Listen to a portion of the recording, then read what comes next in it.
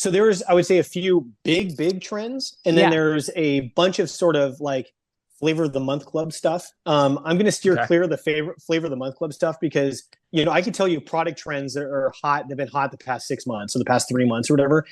That scares me, honestly. I steer clear of those most likely because they usually don't have staying power. It And goes so it's against like what you were something. just saying, like what's going to be here in 10 years. And Yeah. Bingo.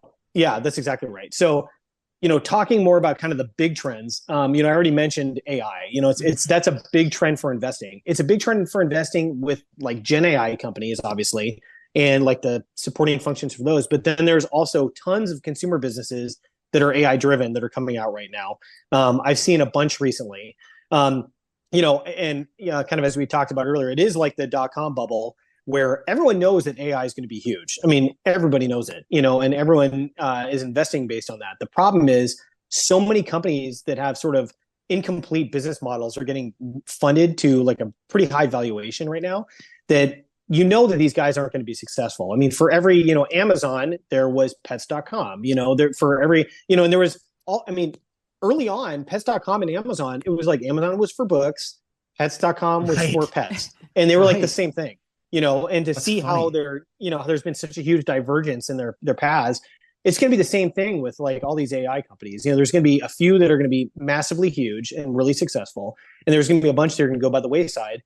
And picking the winners is a little hard to tell, right now. So, anyway, so not surprisingly, I steer clear of things that are like pure AI platforms because it's just you're closing your eyes and throwing a dart at a dartboard. Then there's going to be a lot of fallout, but. The thing I do think about for every business I look to invest in is, how will AI help this business or how will AI like disintermediate it or kill it? And so like you have to think about that for, any kind of, platform business, any kind of a service business. It matters a lot, maybe a little less so for product businesses, but it impacts them too. So like that's a big trend that I think you can either invest in directly or indirectly in how it impacts, the businesses you're investing in. So Karl, so basically you're saying you keep AI top of mind, but you're looking at it more from the perspective of, is the company I'm going to invest in going to get disrupted by an AI technology play that maybe I invest in or maybe I don't, but that's what you're keeping an eye on. Yeah, exactly. Yeah, that's really huge.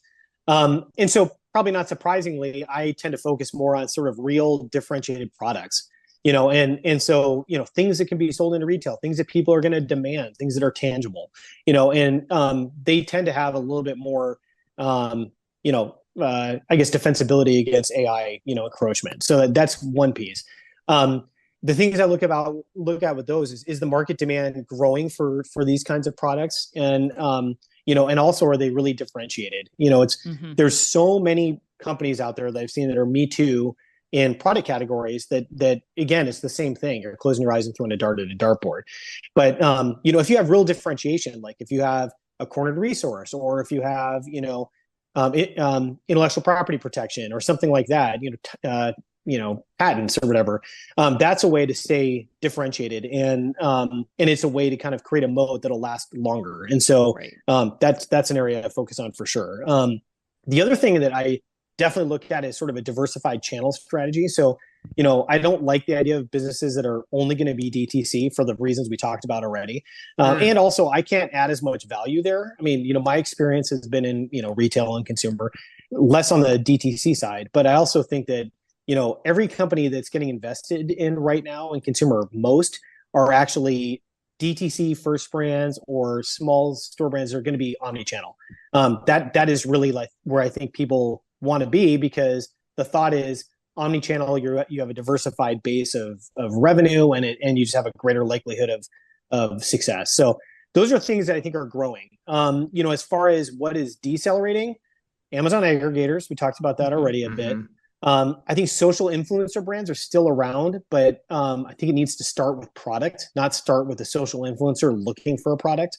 One of the things I talk about is for social influencers or for celebrities that are looking to find a product, it's like rocket fuel looking for a rocket.